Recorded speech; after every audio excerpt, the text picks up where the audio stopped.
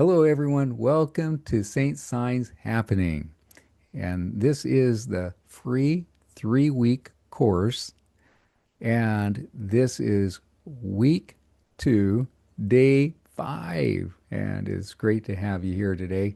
Um, Today, we are going to be talking about Daniel chapter 8 specifically. And we might mention a few other things from other chapters and section 84 as we go along as well. But we're going to hop right in and get started on this. So, in Revelation chapter 17, um, a few presentations back, we got to the point where we identified the sixth king in the succession of 8 kings is the is king in Revelation chapter 17. And there are 7 kings. 5 are fallen, and one is. That's the sixth king. And the other is not yet come, and when he cometh, he must continue a short space. Now, uh, you may recall that in Revelation chapter 13, it talked about this beast that has 7 heads. And one of the 7 heads had a deadly wound and yet lived. And so uh, we were able to do the process of elimination and find that the sixth head is the one that must have gotten the deadly wound. We also learned that he gets the deadly wound to the head by a sword.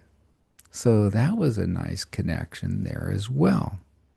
So we so we made a lot of connections with the sixth king.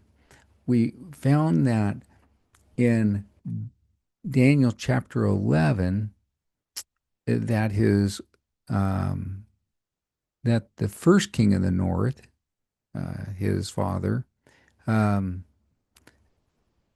he had vessels of silver and gold taken from him. So when the second king, which is like sixth king, um, when he took over after his father died, he had less silver and gold. And then um, he attacked the king of the south, but then the king of the south came in and attacked him. And when the king of the south came and attacked him, the king of the south killed tens of thousands of people in the kingdom of the north. And that could have been a very likely time in which that second king of the north, or the sixth king, got that deadly wound and yet lived. What's fascinating to find out is that um, the angel shares that the even though the king of the south had killed many tens of thousands, that he won't be strengthened by it because the king of the north is going to end up after certain years having even a greater army than before, and he's going to still have much riches left over. And that was the one of the clues to help us to know that it is during the time of the sixth king that the evil monetary system is set up. Now um, in Revelation chapter 17, the angel lets us know that there's 2 meanings of the beast that has 7 heads and 10 horns. One of the meaning is that the seven heads represent seven mountains on which the woman sitteth. So here on the slide, you'll see that there's the city and there's the seven mountains that it's sitting on. And then in chapter 17, Revelation chapter 17, verse 18, the last chapter, the angel tells Daniel that um, that the city rules over all the kings of the earth. So that's a future event. And what we get out of that is that um, this city, which sits on seven mountains, is going to be the city where the hub is for the hardware and software of the evil worldwide monetary system. And so when you Google a city that sits on seven mountains, I don't know, there's five or seven of them, but none of them are more prominent than Rome. And you think of all the wealth that Rome has. And so if Rome is where the hardware software is for that monetary system, then you have the buy off of a couple 100 million Christians, Catholics around the world, probably. Um, but then it turns out that there's a king that we learn about in Revelation chapter um, 13, I think it's 10 or 11. There's another beast. So you got the beast that has uh, seven heads and 10 horns, but there's another beast that has two horns like a lamb. Not very threatening. But, and we know that two horns represent kings. So these are not recognized as super powerful kings, yet they're kings. And those two kings go around and convince the people of the world that they, the people of the world, should build this image to the beast that had the deadly wound and yet lived, which is the sixth king. And and the system is such that if you are not compliant, then the system will say that that person isn't compliant and should be killed. So think of computer programs and think of AI and think of how AI can get to the point where they can just say Lowell is not compliant. He is not accepting the mark of the beast, and therefore he should be killed. Now, hopefully Lowell's going to be in Zion, and he's going to be protected, and I hope all of us are there. Now, uh, so then it's con- so it's built in Rome.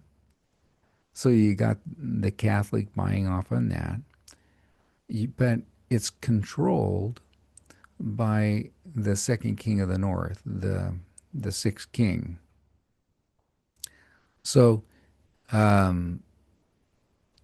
that's where we want to, yeah, and hopefully this is all review for you.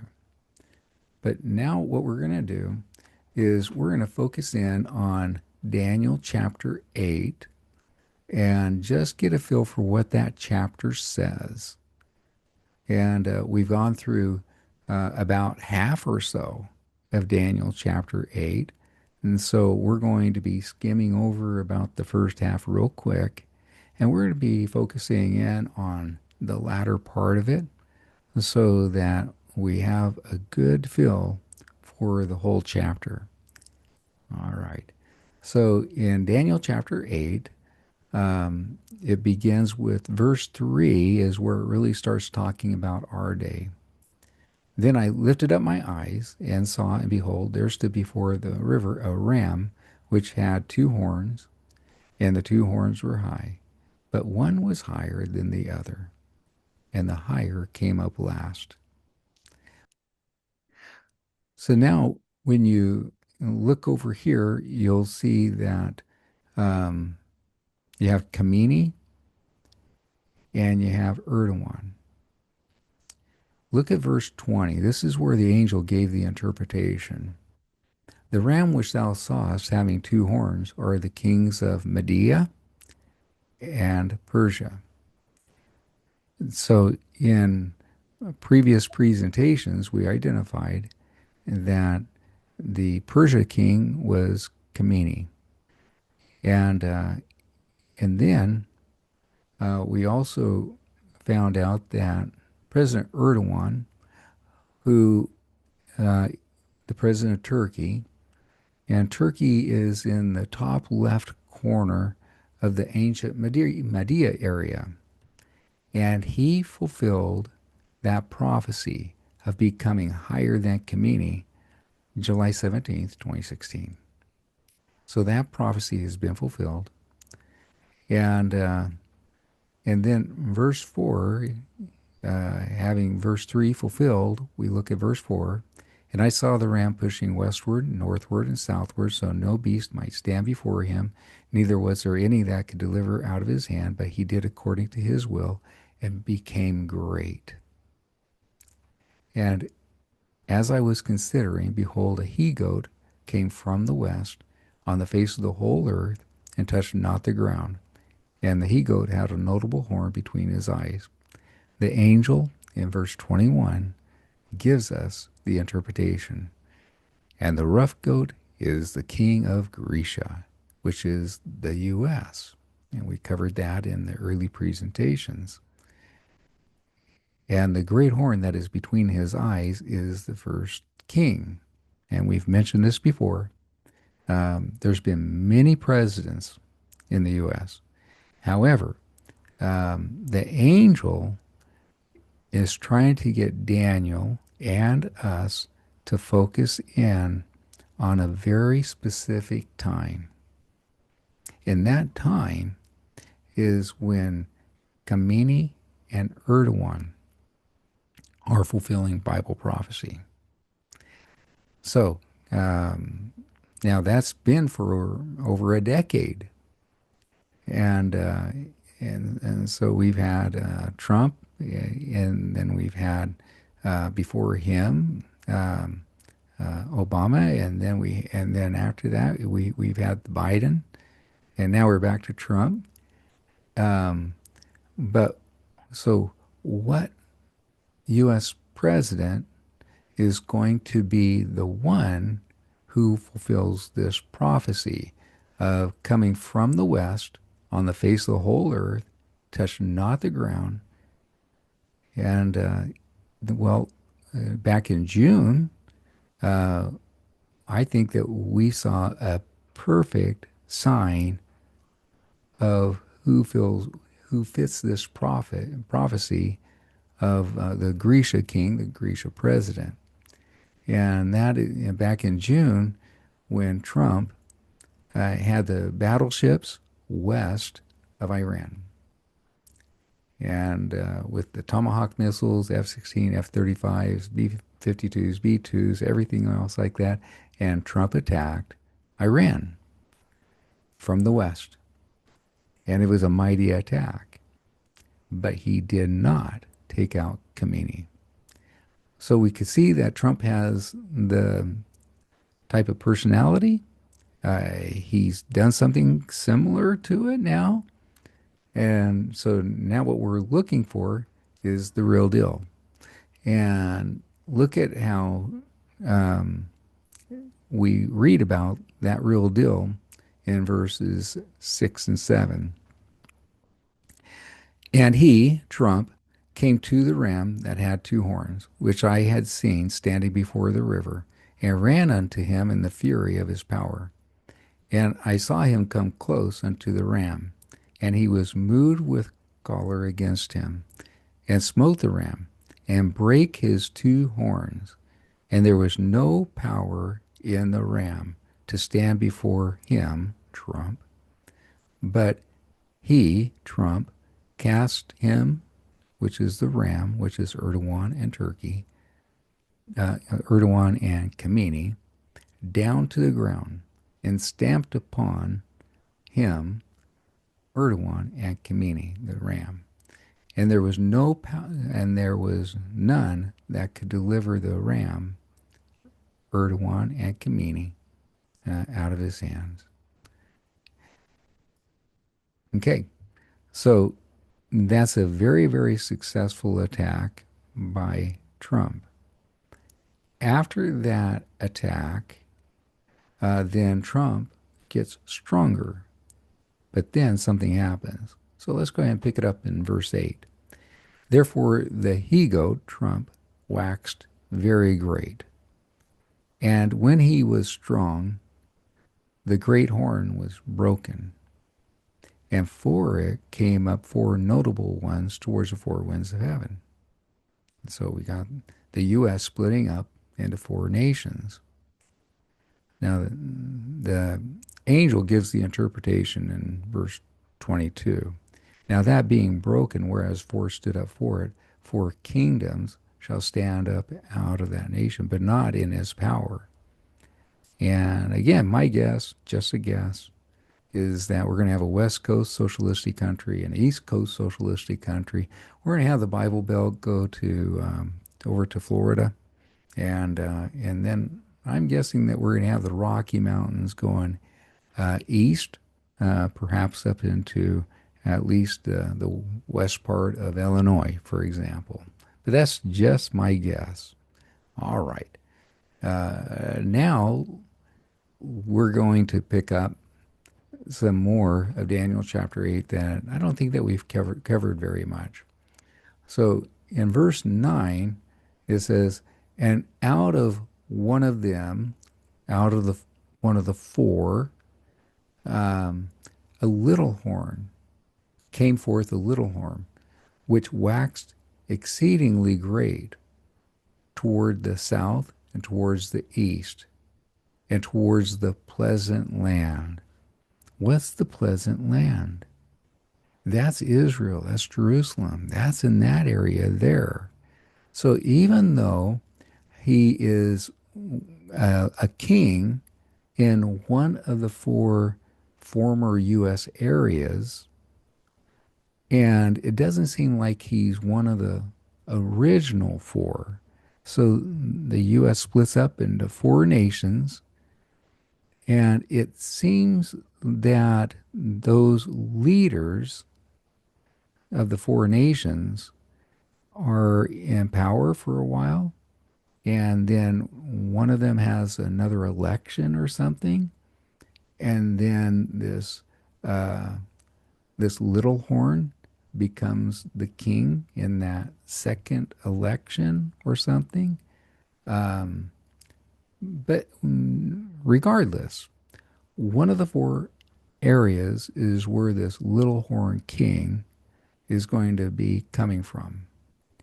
In verse 10, we read, and it waxed great, even to the host of heaven, and it cast down some of the host and of the stars to the ground, and stamped upon them. Yea, he magnified himself even to the prince of the host, and by him the daily sacrifice was taken away, and the place of his sanctuary was cast down. And a host was given him against the daily sacrifice by reason of transgression, and it cast down the truth to the ground, and it practiced and prospered.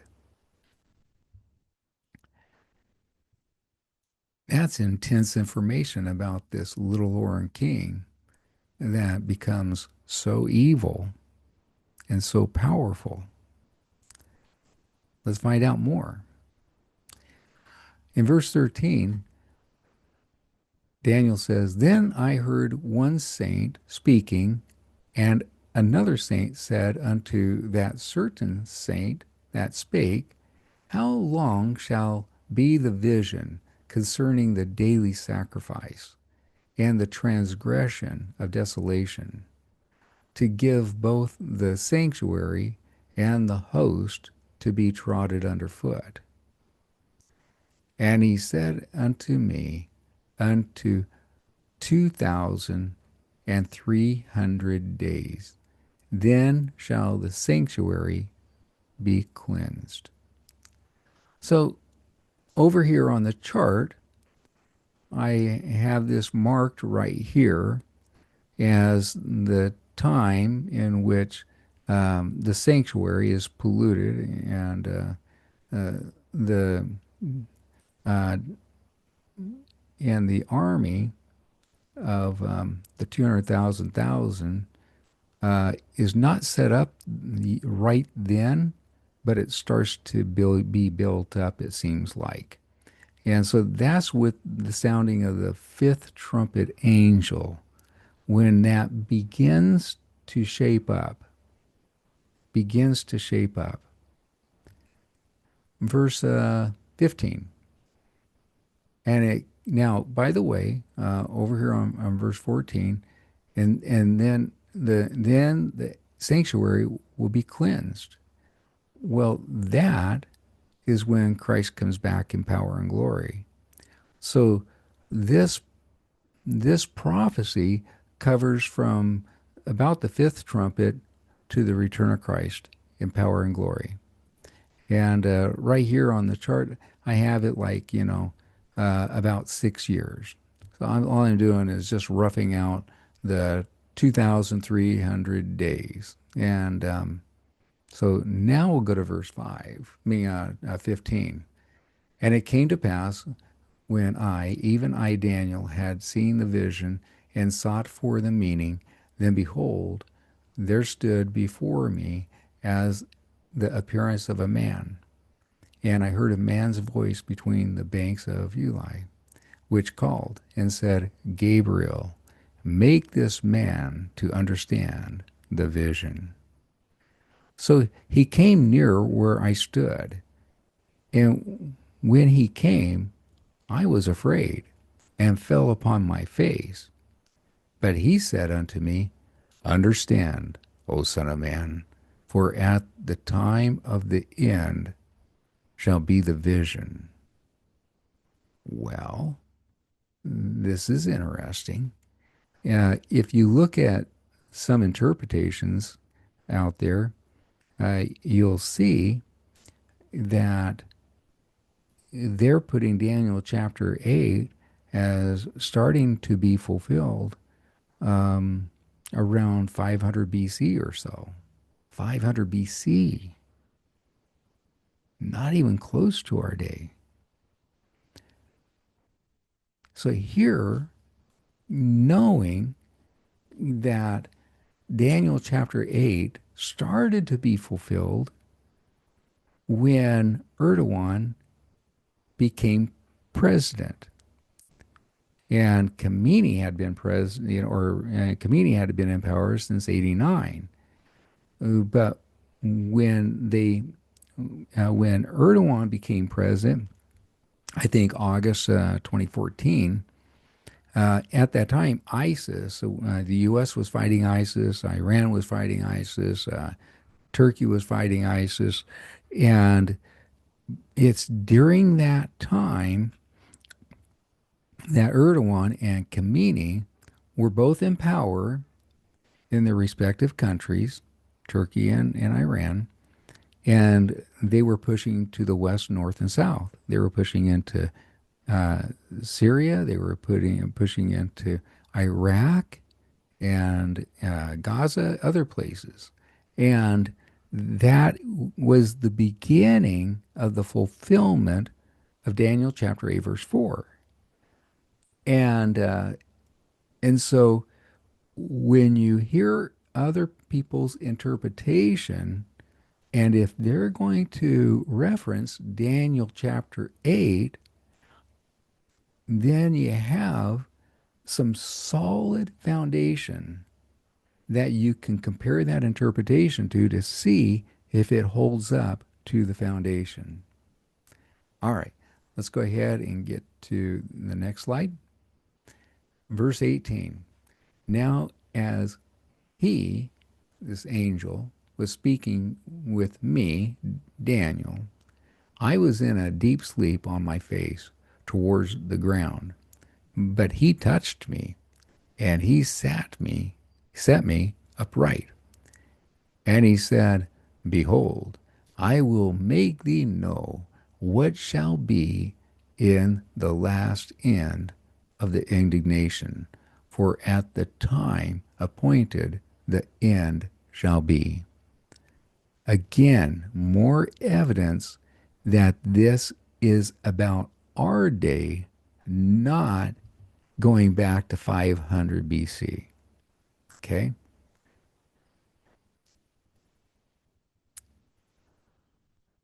And then this is where we get to Daniel chapter 8, verse 20 through 22, which we've read many times over the past presentations. And the ram which thou sawest, having two horns, are the kings of Media and Persia. So that is Kamini for Persia and Erdogan from Turkey for Media. And the rough goat is the king of Grecia, which is Trump. And the great horn that is between his eyes is the first king. It's the first king of Grecia that's being referenced in Daniel chapter 8. So that's what it's trying to get us to focus in on.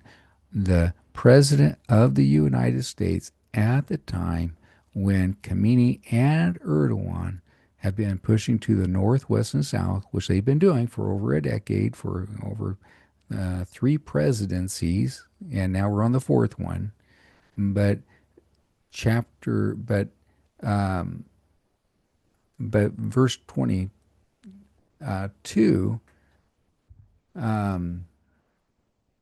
of 21 is talking about the king that ends up going and attacking and removing, breaking Khamenei and Erdogan.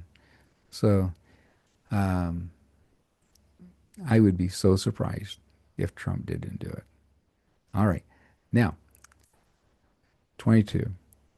Now that being broken, whereas four stood up for it, four nations shall stand up out of the nation, but not in his power. All this should be review for you. But 23, let's go ahead and pick it up. This is rather new for us.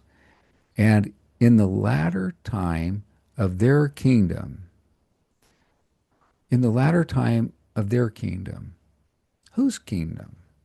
Whose kingdom? It was just talking about the U.S. splitting up into four kingdoms. In the latter time of those four kingdoms, those four out of the U.S., when the transgressors are come to a full, a king of fierce countenance and understanding dark sentences shall stand up. So, um, so this is interesting because we know through section 88, verse 94, that the evil monetary system is set up by the time that the first trumpet angel sounds. We also know that there's two kings that represent another beast that has two horns like a lamb, and but they speak like the dragon.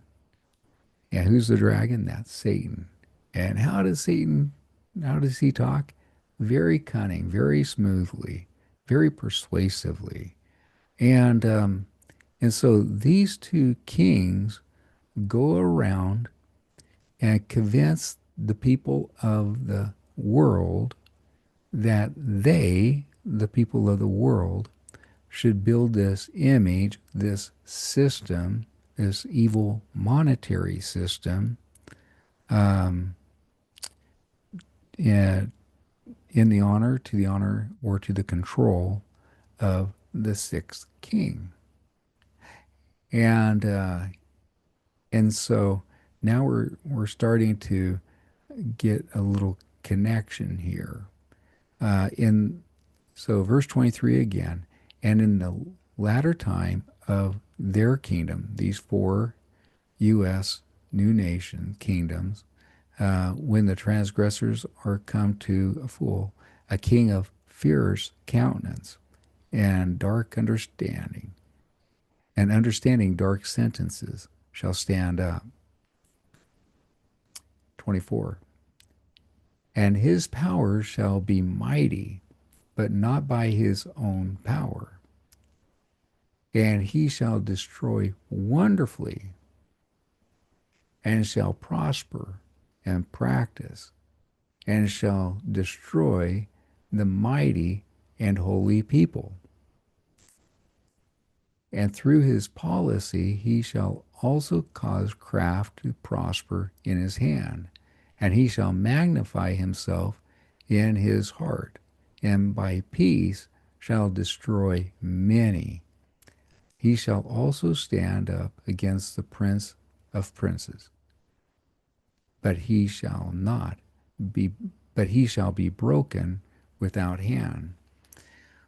So the prince of princes, that's Jesus.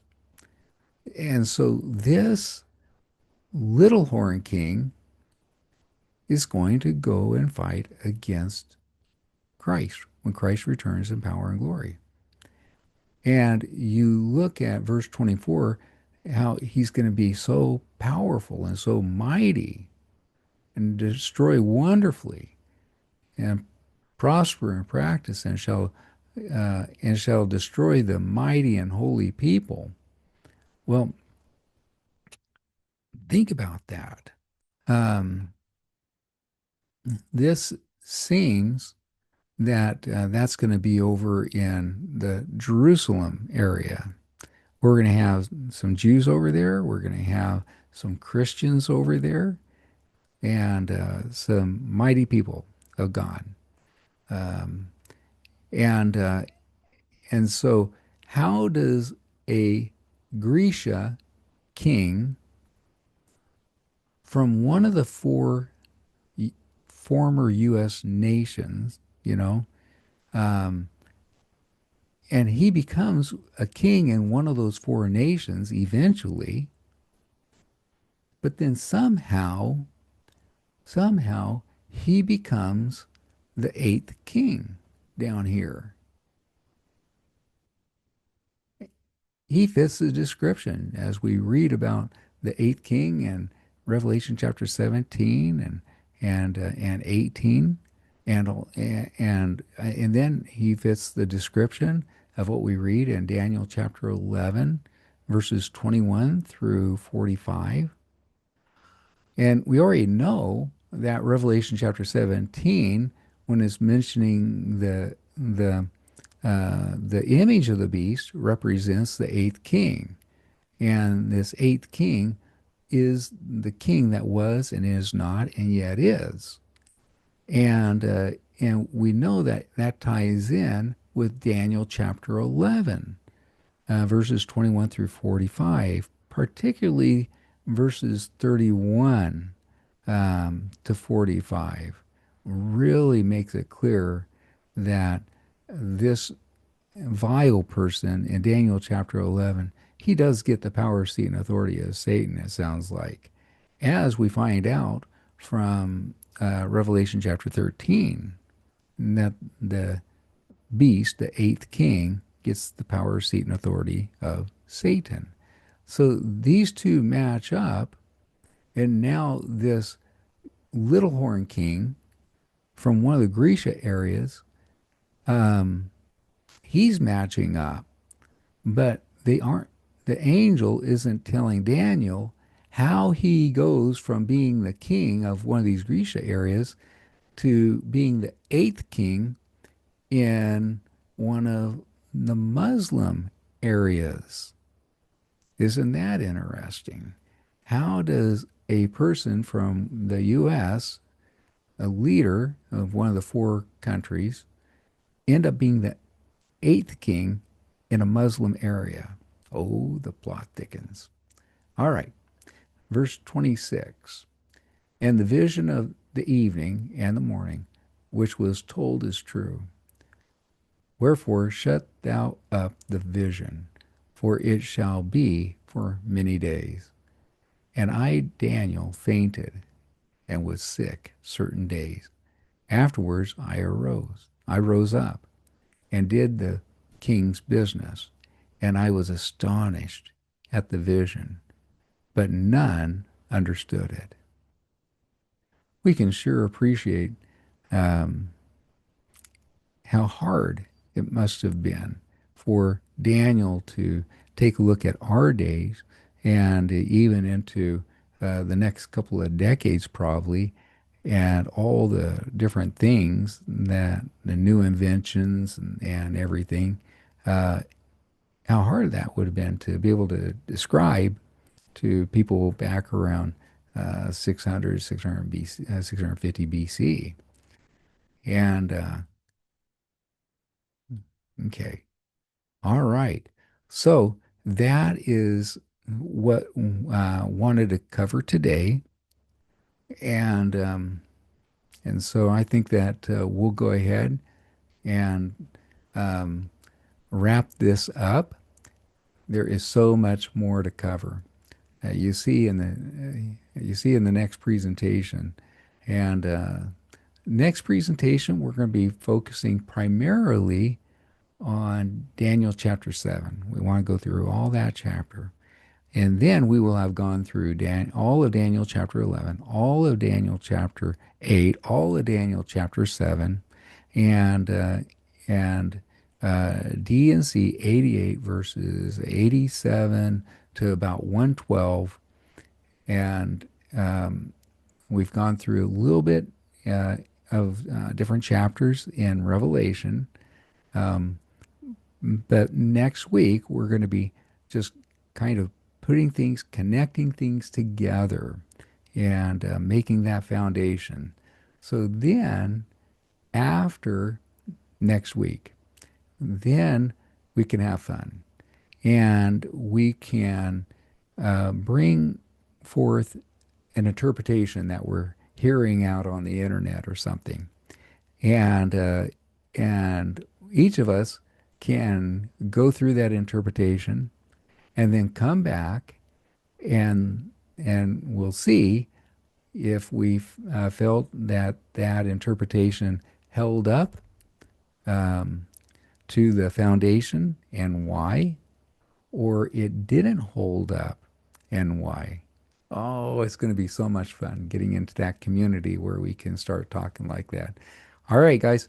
So thank you, thank you, thank you. Thank you for being here. It's great to have you here and look forward to having you on the next presentation. God bless.